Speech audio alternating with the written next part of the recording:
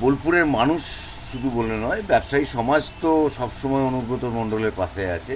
এই কারণে আছে, আপনারা দেখেছেন বিগত আমরা ফেব্রুয়ারি 28 তারিখে গত এই বছরেই 2024 সালে ওনার মুক্তির কামনায় মা দুর্গার আশীর্বাদের জন্য আমরা বিরাট যজ্ঞ অনুষ্ঠান করেছিলাম। সেই যজ্ঞ অনুষ্ঠানের ফলস্বরূপ হিসাবে আজকে আমরা মনে করি যে আমরা যারা সবাই ওইখানে আমরা যজ্ঞ অনুষ্ঠানে সামিল করেছিলাম 10,000 লোকের, তাদের সবারই শুভকামনাতেই আজকে অনুব্রত মণ্ডলের এই জামিন মুক্তি।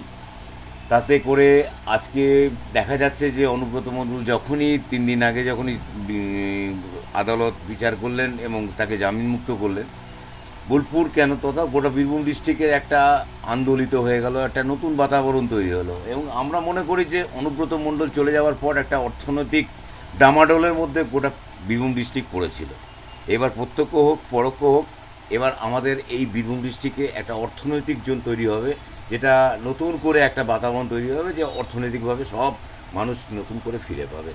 এইটা আমাদের সবারই আশা প্রত্যাশা। তার জন্যেই, তার শুভকামনায় এবং তার জন্যেই আমাদের বীরভূমের ব্যবসায়ীরা, আমাদের বোলপুরের ব্যবসায়ীরা, আমাদের বোলপুরের সমাজ তারকে সুস্বাগতম জানানোর জন্যই আজকে আমরা এই তরুণ তৈরি করেছি। আমরা ব্যবসায় সমিতির অন্তর্গত ওনাকে যথেষ্টভাবে খুবই শ্রদ্ধা করি, কারণ উনি বিভিন্নভাবে আমাদের বোলপুর রেল ময়দান পূজা মণ্ডপের নিজেও সদস্য ছিলেন আগে, আজও সদস্য হয়েই আছেন এবং তিনি নানাভাবে আমাদের পাশে ছিলেন, আশা করি ভবিষ্যতেও থাকবেন।